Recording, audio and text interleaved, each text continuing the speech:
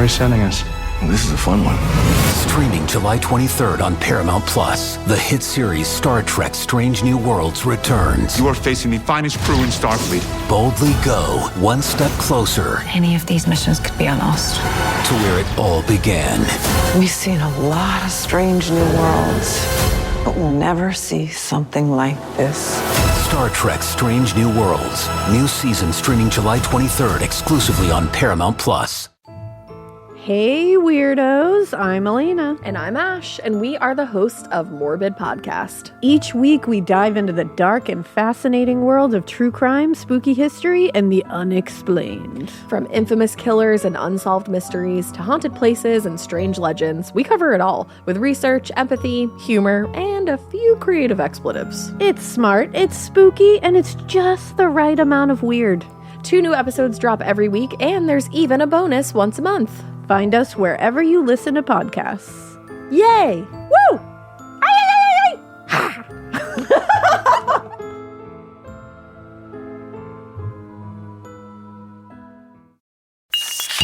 There's no place to escape to. This is the last podcast. On the left. From your glade. That's when the cannibalism started. What was that?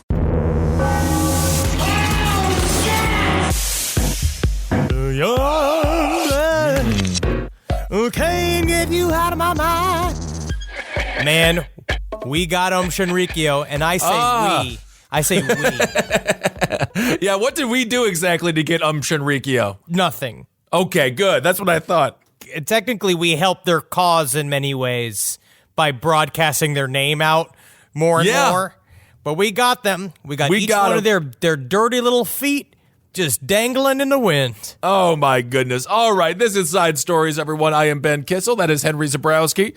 I don't know. I think they were probably very clean. I think they clean you before they kill you. That's what we're talking about in Japan. Aum Shinrikyo, the final, I believe, what was it? The final 6 or the final 7? They were executed this past Thursday, so now it's official. Aum Shinrikyo is dead. I mean, I still believe that there are some holdouts. You think so? I believe that there are ones that are still kind of holding, like, because the website's still available and shit like that. Really? Like they had some, because remember they changed. It turns into Aleph, which is this. If you go to English.aleph, aleph.to. There's a bunch of shit on here as well, which is still like kind of boiling it down to more of what was the core central belief systems, and they're kind of they're reading stuff. So there's somebody running this website. It's not a good website. No. Well, of course, Aum Shinrikyo meant the supreme truth. What does the new term mean? I don't know. Let me actually look this up. All right. Aleph. All right. The Aum related. Okay, here's what this is. So they kind of distance themselves from this. That's all maybe right. for the best. On account of the sarin attack. I think so. Yes, because it says here immediately in 2000 they have like a reaction to the Aum-related incidences. Interesting. Basically, they said they quit Aum Shinrikyo and did their own shit. But if you want to get deeper into this stuff, you should definitely read aleph.to to see for yourself. Yes. But we got them. The last 6 members were executed on July 26th. Now, it seems like apparently in Japan they like get you. What do you mean they get you? I mean, we get a lot of people here. I think when it comes to criminal justice and being very hard on people, I think we're number 1. But we do a thing where we're like, we're going to get you.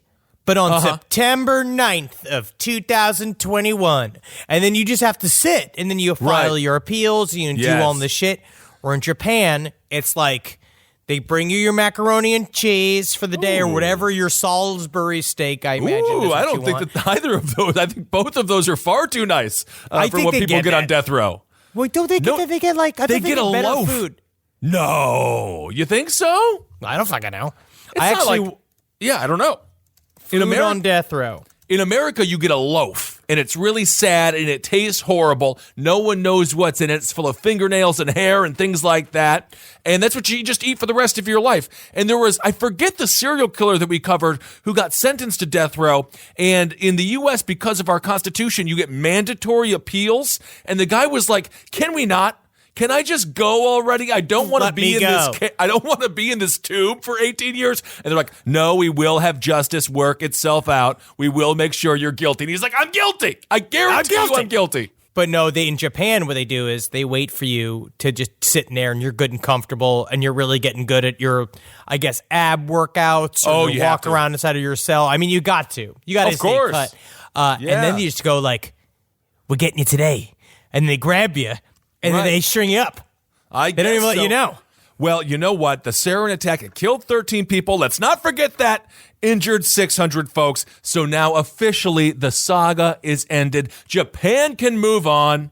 And I think that for the folks, the victims of the sarin attack, I wonder if they breathe a sigh of relief today. I hope so, or this week. Honestly, they just needed to go. These are very dangerous human beings. And Japan doesn't execute people very often. So these guys were made, it was kind of like made an example of. Oh, yeah. Where if you try to take over a world with your army of mountain wizards, like the only way to really punish them is to kill a bunch. We were talking before the show, though. We did the episodes, but 13, you would think, there's easier ways to do it. They really did make it a very difficult experience for them. 13 people murdered, obviously, that's far too many.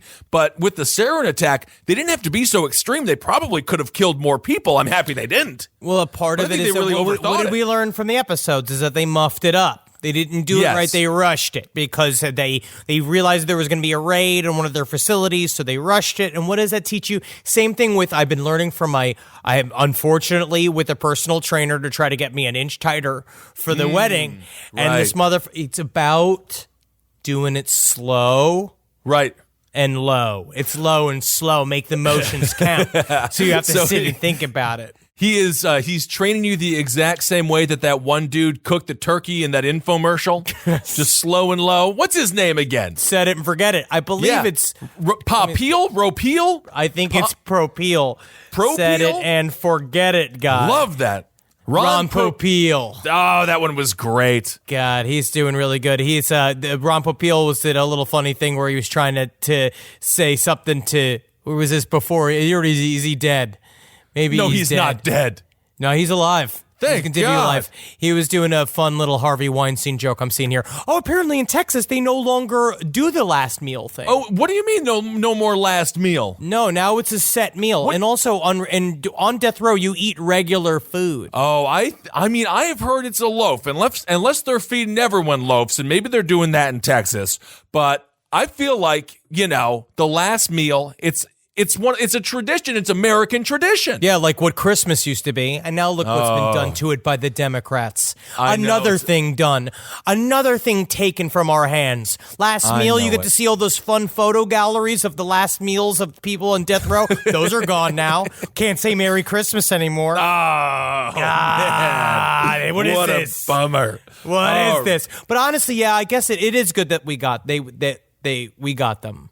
I guess so. I don't know if they were going to be doing any more damage. They were hanging out in their jail cells, but nonetheless, a lesson learned. If you're going to plan a sarin attack, maybe you should think about what happens to you if you do. Shoko Asahara needed to go. I do believe that he had some power and influence from inside jail, because until they kill it, because I don't know if we did it on this show, but we made the joke on stage about how he had one last attempt. Oh, yeah. To prove he could levitate. In full disclosure, that's a Travis Morningstar bet. Yeah, they gave him one last shot. They said, do it. And when he's sitting in that cell, his thighs, they had to get real strong. Because I'm sure she's constantly bumping up and down. He's like, get a picture. No one's taking a picture. What's the point of even doing this? I wonder if they forbade him from doing the thigh exercises because they knew it only made it more dangerous. No. I think they go in there. I think about Japanese police and they go in there and whip him. With a little reed. He has a big long stick. I don't know what cops have because I don't think they have guns there. They have whips. They have something else. They have bows and arrow. No, I think they just have guns and maybe I don't know. I feel like They don't use the gun as much as the American cops. They're better with their hands. I think they're taught more actual physical self-defense and things like that. Yeah, they use that the Hebrew series of grips, Krav Maga. Ooh, I would love to learn how to do that. Yeah, you can. You would be all grip. How do I do that? Oh, okay, I will show you this. I can't show you this because it's like a one day for the stream. So I was after the roast. I went to go see Roast Battle Shoot with Ed Larson and Jeff Ross. I went in back at Jeff Ross's house. Was that the Bruce Willis roast? No. I didn't go to the important one. I went to the TV one, the normal one, the serious one. And so the one where the comedians who have no money tear each other down for very little money. Yes, exactly. Yes, for cable credits.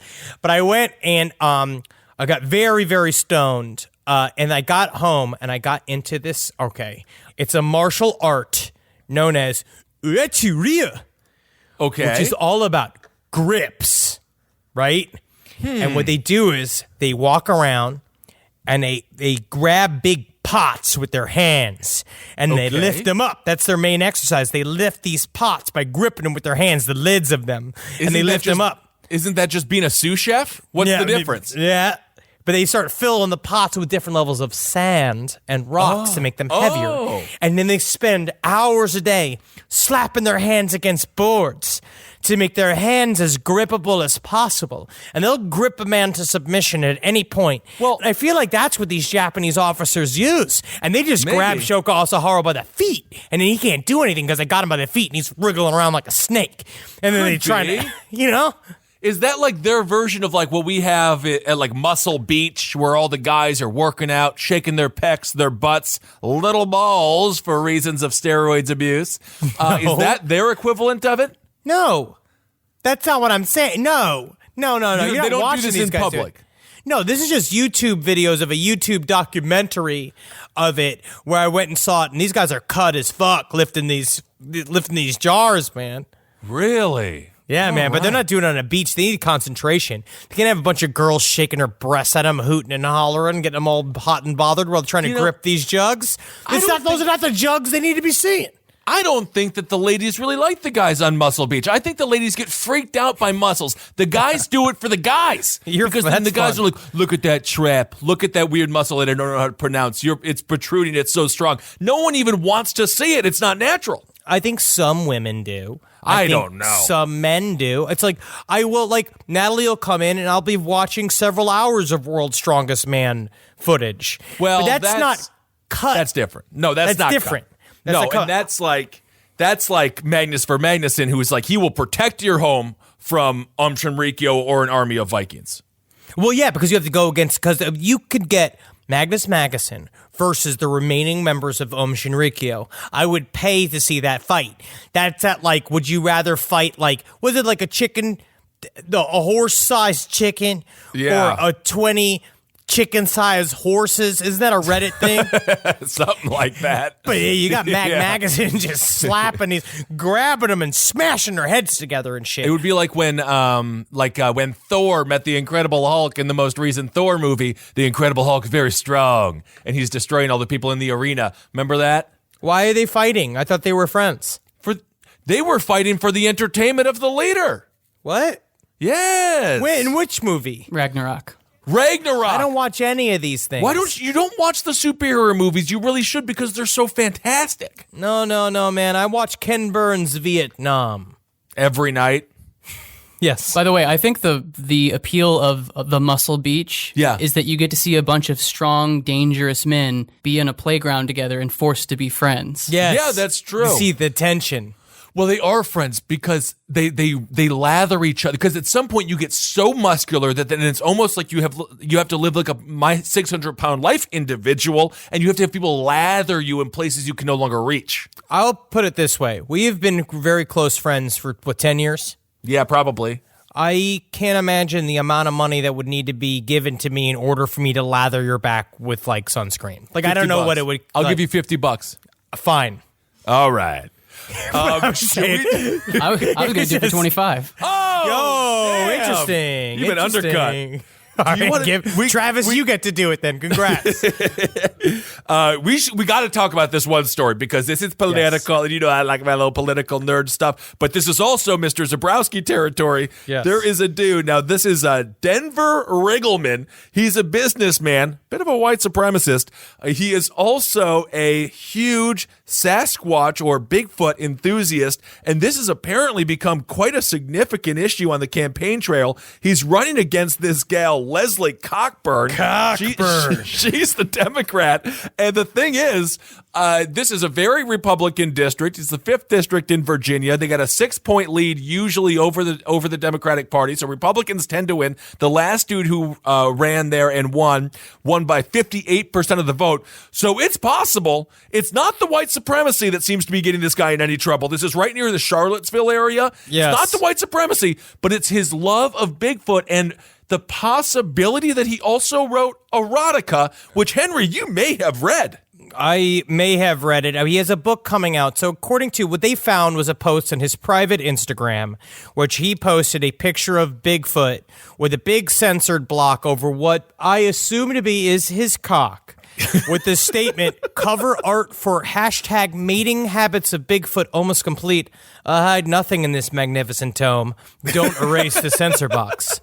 Now, it is a funny bit, and they do want to say it's erotica. He is saying, which is very interesting, that what he is saying is it has nothing to do with Bigfoot erotica, which makes me laugh, by the way. I'm sure Bigfoot erotica writers are excited everywhere. He says it's more of a fun pastiche of jokes and shit, like Hitchhiker's Guide to the Galaxy, but filled with Bigfoot lore. Now, can we actually play this clip, Travis, that technically shows that Denver Riggleman knows exactly what he's talking about when it comes to Bigfoot lore? This is really amazing, but I do want to stress just once again, this is according to Miss Cockburn. She says, now he has been exposed as a devotee of Bigfoot erotica, and then she says, this is not what we need on Capitol Hill. He's a white supremacist. He is a white supremacist. How is the Bigfoot erotica? This actually makes him a little bit likable. What it shows to me is just the failure of the fucking Democrats across the fucking board. Happening? It is literally a microcosm of exactly what they do wrong every fucking time because it just makes him more charming. Play the footage. Let's attack him for the coolest thing he's into, Bigfoot. You spent about an hour talking about Sasquatch, and I thought that was really weird. You think? That's Riggleman. Well, that is Riggleman. Oh my gosh. So I assume there's a Sasquatch whiskey coming. There could be. He's sort of a monkey. He is sort of a monkey. Well, it depends on who you're arguing with, right? There's 4 different major Bigfoot belief type systems. You got the biological entity believers, who I call the BEs. And no, I can't go into this. No, go into it. No, go down. I'm so embarrassed. His campaign manager is like, no. Talk about white supremacy. I did research for 10 years on Bigfoot believers because it's not that I'd love to pander to Bigfoot voters, but we're gonna talk about them right now. You're skeptical? I'm skeptical. Just to let everybody know, I'm skeptical. But there's almost like this religious war between Bigfoot believers. You have the BEs, and I came up with this myself. So the biological entity believers who believe that Bigfoot's either descended from Gigantopithecus blackie, which is the big ape, or like Homo erectus, which is it's a man, baby. So you have. These differing ones, and even they hate each other because Bigfoot can attack you with infrasound like an elephant. I just want to let you know, or psychic terror vibes, right, to make you run through the woods and crash into a tree so they can drag you into the woods and create baby Bigfoots. And then you have the people believing the mystical Bigfoot of the Queventalur, who's protecting us from the Dracos in the 264 million year war, and they're like interdimensional long jumpers, right? They can jump in and out. You can't see them. Then you have the Magic Man theory, which is sort of the Native American mythology that he can take you with his eyes and lead you into the woods and is a protector of the environment. And then you have the interstellar theory, which UFO is just like a Bigfoot hitchhiker, right? They drop him off. He's here like, hey, what's going on? And then he can beam up or down so you can't kill him. So you have all these Bigfoot belief systems. And I just found it incredible that they actually believe this. And I think that I love the fact that I'm fighting for the freedom to people, that I fought for that freedom, that you can believe in any type of he's Bigfoot fighting for your freedom, Mr. Zabrowski. I know. that you can believe in any Bigfoot story or any Bigfoot beliefs that you want. What I love is that in the YouTube comment that is at very top says, by Dream Demon, this man is more real than anyone in Congress on the left. He found something he wanted to understand and keeps his mind open to different outlooks. This is like the shifting to that collusion is good. That thing that they're trying to do now where that the collusion is good. Why wouldn't you want to have France? It does not matter. It's all whatever. It's all horseshit. It's all a game that's been bought and sold a long time ago. But I mean, he does allude to the fact that what he is writing is erotica. I don't know if he's doing it because it's fun or because it's. I mean, obviously it is fun. The man has spent quite a bit of time researching Bigfoot, which is again fine. I mean, I have to say, and you're more of the expert on the cryptids than I. I mean, he really did seem to know quite a bit. He makes Bigfoot sound like a Mega Man boss. He does. Well, because that's what a lot of those guys do, because they never, ever want to just believe that maybe it's a monkey or maybe it's not real. They love all the side lore. Wait till we do the Montauk Project, which is close, that we're working on. I mean, like, he pops in there. He's a time traveler. Well, he is so into Bigfoot or just apes in general. He runs a distillery. He's a small business owner. He runs a distillery that distributes gin, vodka, and whiskey, all three kinds of liquor, although no tequila, which is unfortunate, and the name of it is Silverback Distillery. He is just way into this stuff, and you do have to imagine at some point it has become a fetish. I believe that he has taken his fascination to an extreme, because he also wrote another book called Bigfoot Exterminators Incorporated, the partially cautionary, mostly true tale of Monster Hunt 2006. In this short epic, written with Don Barone, a former writer for ESPN, that I think is actually the base of Ray Barone, who was Everybody Loves Raymond, who also was a sports writer. Very interesting. I don't know why I know all this, and also know for a fact that that's weirdly connected. See, there are passages including the narrator touching Bigfoot balls with a walking stick, Denver getting an ass massage, a reference to baiting Bigfoot with menstrual blood, which is they've talked about it many times, and an assertion that Bigfoot's like sex too. No kidding. And that's what he said here. And when you interview people that have different belief systems, you start to see that there's even different belief systems within the Bigfoot community, which is true. And it's a little bit like politics. It is a little bit. He has, in full disclosure, he does have a thing out here about Charlottesville. He said it's a horror, and he does not support Nazis, and he doesn't like that the white supremacists were there. So he did say that. Oh, thank him so much. Yes, I'm so glad Mr. Riggleman was against the boys with the torches. My God. He was in the military, and he says, I fought for our ideals of freedom, and to have khaki-wearing individuals spitting in the face of those ideals while parading abject ignorance through Charlottesville chills me to the bone. So he said it's a wake-up call. So meanwhile, he's just got every night. He just imagines just practicing with a cucumber with a mitten wrapped around it, filleting Bigfoot behind a fucking dumpster somewhere where it's only his secret and his alone. I don't think Cockburn actually she's not helping herself. And obviously everybody's now everyone's jumping onto this. I almost even feel bad, even us talking about it, because we fucking gave him a boost too. It's all of this same shit.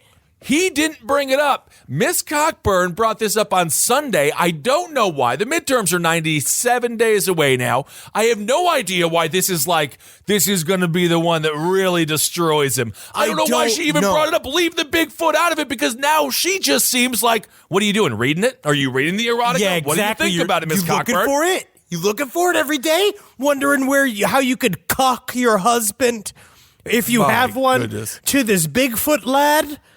Yes, I don't fucking know. The dude. This is great. This is funny for Top Hat too. This guy he's replacing this dude Tom Garrett. He almost got 60% of the vote, but he's not seeking re-election.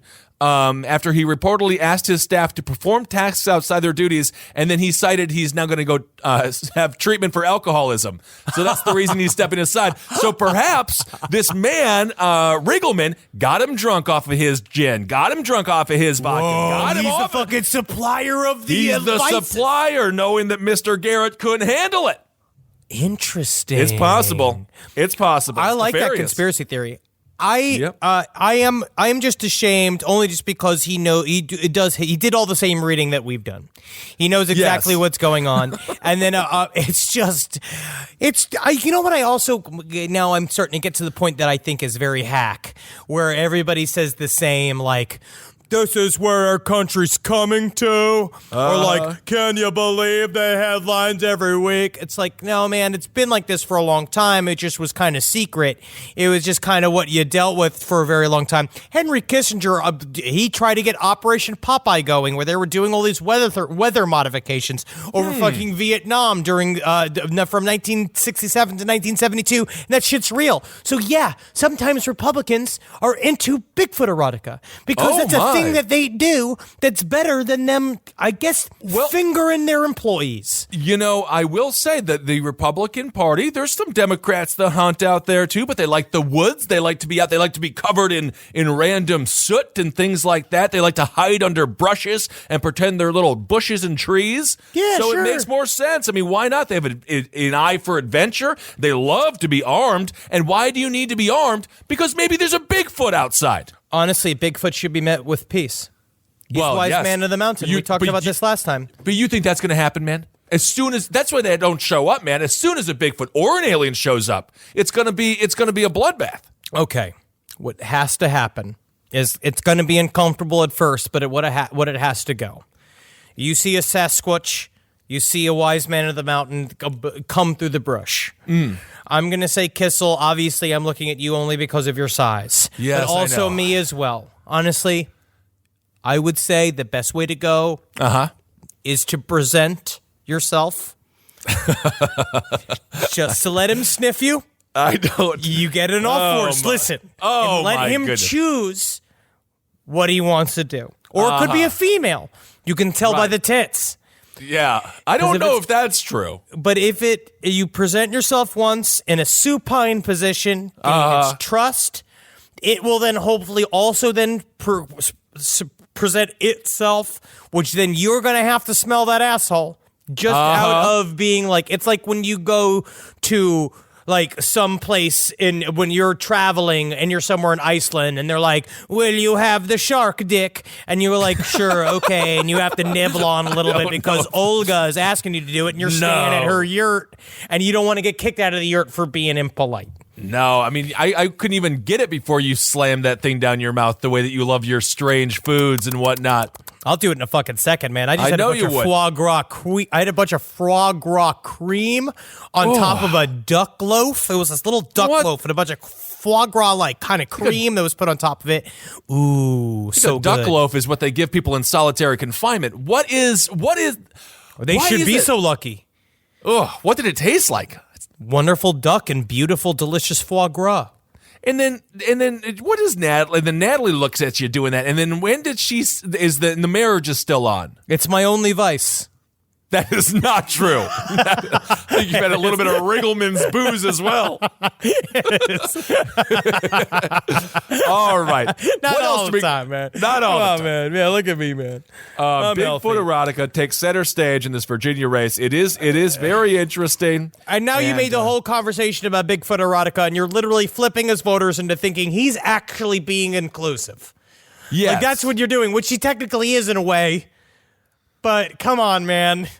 Come on, guys. Let's get our fucking shit together.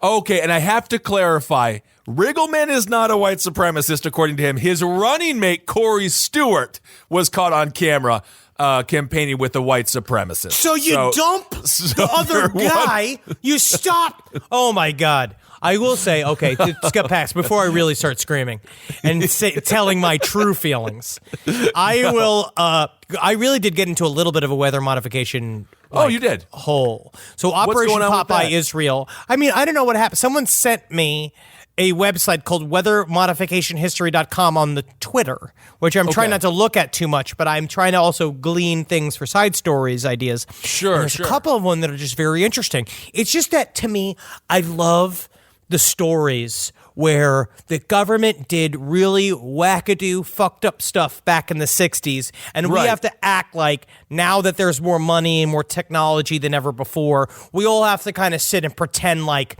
oh, they don't do that stuff anymore. Where it's like, I refuse to believe. I refuse to believe it. I have a book on skunk works I'm starting to read, which is very interesting. It's real. It's the secret plane. It is fun. That's why they did skunk works? That's why they did it, so you'd laugh. And you wouldn't take it seriously. No, I'm taking it very seriously. You know, it's funny. I actually had a chance to meet with, speaking of senators, one of Ted Cruz's #1 people. And he was telling me, NASA, to your point, never a straight answer, Henry. That is true. They're doing the Space Force. It's already all happening. It's all under covert operations. They should just come clean with it and let us know what's going on. But all that stuff is very true. I don't know about the weather mods, but... Well, the books I'm reading right now, the Three Body Problem trilogy, they postulate a very interesting idea, is that once we truly broker, if there's some sort of extraterrestrial threat that's either real or manufactured by one of the various world governments in order to create one new world order, one of the ways that they can actually continue the sort of, I would say, surface level division between countries is to create different national space fleets where all of the fleets from different countries all kind of have their own jurisdiction, and then the rest of the planetary Earth is in a form of some gigantic, all-consuming kind of socialist / more communist world where we are then run by a pantheon of a world government, and then they do proxy wars between countries, but in space. That sounds exciting. I'm sure that they already are. I mean, the Space Force, they're recruiting right now, I believe. I don't know if Henry and I are allowed to be on it. I'm too big. And Henry, I'm not sure if I think you got to be younger. I think that I got to be a lot of things. Yeah. I think I got to be braver. I think I have to be stronger. I think I need to have been a pilot. I technically need glasses. I did acid not that long ago, so it's still in the system. Like, there's many things that would keep me from being on the Space Force. And again, if it didn't come out of his fucking mouth, I would like the Space Force a lot more. Like, I'd be way more into it. Yes, I mean, that's the thing. It's like, when our guy says it up there, it just sounds so stupid. But in reality, Space Force, I want a Space Force. Yeah, Space Force. Who doesn't? Because they already had Project Blue Nile, where they actually went over Cuba in order to lessen the amount of rain that they got, and then Operation Popeye. Well, how'd they do that? They put stuff in the sky. These oxides, where they go and they basically put dry ice or like lead-based oxides up in the clouds, and it's supposed to either disperse them or join them up, which is in Operation Popeye. Apparently, they don't know. They don't have official numbers because a lot of it's still classified. But they do believe that they raised the amount of rainfall over Vietnam, some average of 1 to 7 inches per year, in order to muddy up the supply lines by basically the CIA, their tagline for the operation was "Make mud, not war." Really? It sounds quite disgusting in strange ways. Well, yeah, Vietnam was very gross. And if you watch Ken Burns' Vietnam, like I have been doing slowly over the last 3 or 4 weeks, because it puts it's been out for like a decade, you know. I know. Okay. I know. But now it's on Netflix, so I watch it in patches because I just go, I do grandfather-like sleeping when I watch it. Ken Burns' grandfather-like shows, it's perfect to fall asleep to. I love it. He's the best. Well, why do they always do it? It's like, what is it, Skunk Toots and Popeye? It doesn't really, they're such nice names. Shouldn't it be called Operation Kahlua Mudslide? Ooh, that's perfect. Well, if Sammy Hagar worked for the CIA, then it would. We don't know. And we don't know that he didn't. This is Operation Cabo Wabo 9. Quit plugging your tequila, Sammy. God, I love all of the old rock stars that just got into the bad food, bad booze biz. That's what Jimmy they were. Buffett's legit like one of the best restaurants in Florida. Have you actually ever been to a Margaritaville? Yeah, I went to one in Hollywood, Florida. Don't confuse it with Hollywood, California. No. There's real acting options in Florida. And it was one of the better experiences I've ever had, man, because everyone's singing, everyone's having fun, everyone's kind of kicking. And you got that Jimmy Buffett, like Jimmy Buffett spirit is there, man. you know? Interesting. Yeah. I actually wonder, because I would try, because it's in a couple of airports we've been through. Yes. Yeah. But I'd wonder what the quality will be if you go to an airport Margaritaville, because you don't really get to hear the sounds of the ocean. It's just piped in. Yeah, exactly. And you can't be you got to wear like a swimsuit. You got to have sand on your feet, man. You got to feel like a wealthy 50-year-old going through a divorce. You have to feel like you got nothing to lose. How disgusting would it be if they put it in a bunch of fake sand at the airport? I've seen some people's feet on those planes, and I think they might have stepped in some sand. There is a very real contingency of people in Brooklyn that have adopted this sort of like vacation aesthetic, like a Margaritaville ironic kind of thing. Oh, dude, that's what happens. Is that coming around the bend It's now? coming around the bend, and it led me to, I walked through Bushwick, and I saw the two worst words ever combined. Urban tiki. Oh, yeah, buddy. They are really trying to take, because that's like, it's obviously it's very LA because it's warm here, but they are trying to take that, because Hawaiian shirts are everywhere now. Because that's what people wear. Everybody's dressing like, what's his name, from Jurassic Park, Nedry. Ned, the one who gets beaten or spit on by that one thing, and then it dissolves. Newman. You know what I will say? Cultural appropriation, because it is the fat man's wear. So you don't want anyone else to be able to wear it. That is what Hawaiian shirts are for. It's to show that I am relaxed enough to wear this big baggy shirt on vacation. Right. It is supposed to hide my rolls. You're going to come in here. It's like Jim Carrey taking Dr. Robotnik. It's the same thing, where it's just like, oh, they're taking our rolls. They're taking taking you're taking my fat rolls. I had to take my own fat rolls. Now you're going to take my acting rolls. Yeah, I'm wondering, now is being overweight, being a little chunky, which is totally fine, no big deal. It's wonderful. Is that a culture, though? I don't think that's a culture. I think that's like a lifestyle.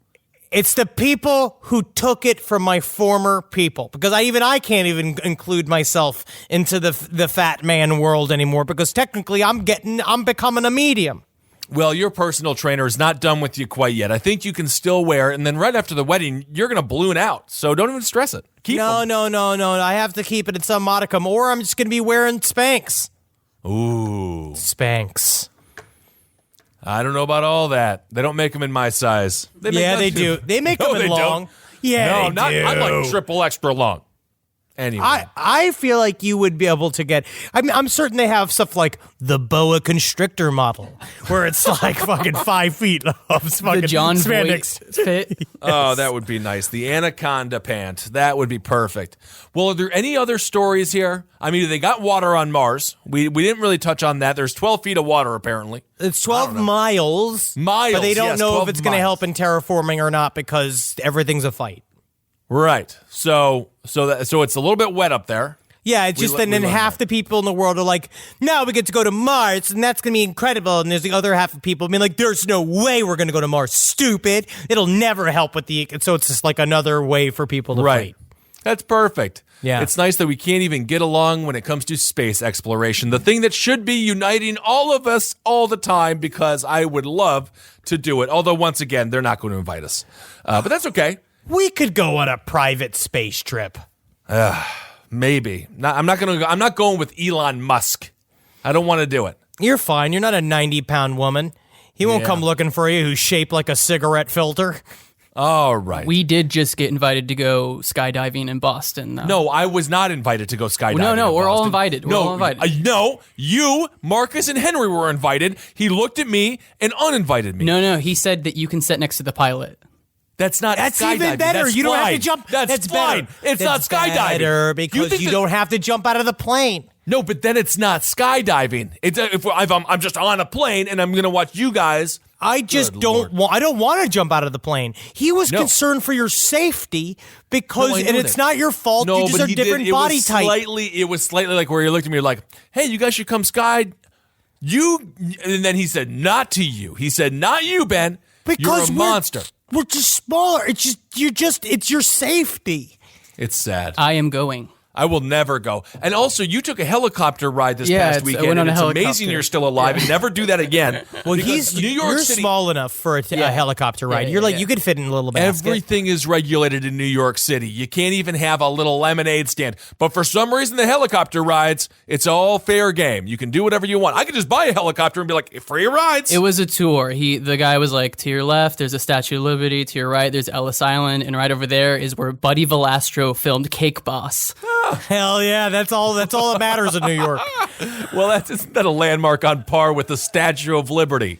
What I will say, I do think that it's important for our skies to remain unregulated. Thank you, Henry Zabrowski. All right, everyone. Thank you all so much for listening.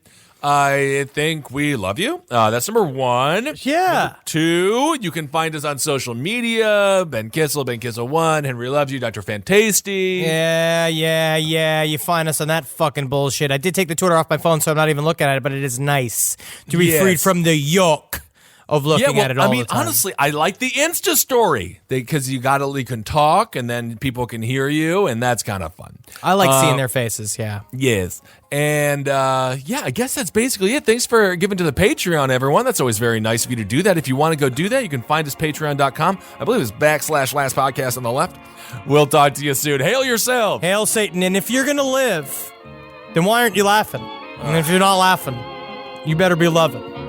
Consensually. It's actually very nice. Thank you.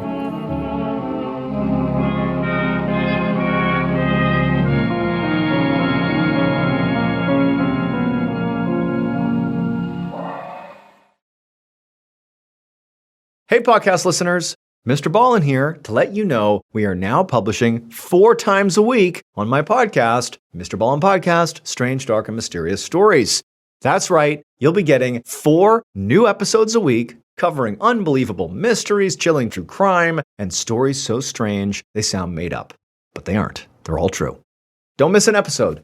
Listen to and follow Mr. Ballin Podcast, Strange, Dark, and Mysterious Stories wherever you get your podcasts or on YouTube. This podcast is brought to you by Squarespace. Whether you're just starting out or scaling your business, Squarespace is the all-in-one website platform designed to help your business stand out and succeed online. Squarespace gives you everything you need to offer services and get paid, all in one place. From consultations to events and experiences, showcase your offerings with a customizable website designed to attract clients and grow your business. The best part about it is it can help you design a funnel in which you can very quickly record commercials so that you can get it done while you are desperately trying to get on break. That's the best part about Squarespace.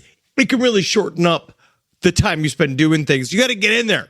Use Squarespace. Man, is it fast. It is absolutely incredible. You're going to love your experience at Squarespace. Head to squarespace.com/left for a free trial. And when you're ready to launch, use offer code LEFT to save 10% off your first purchase of a website or domain.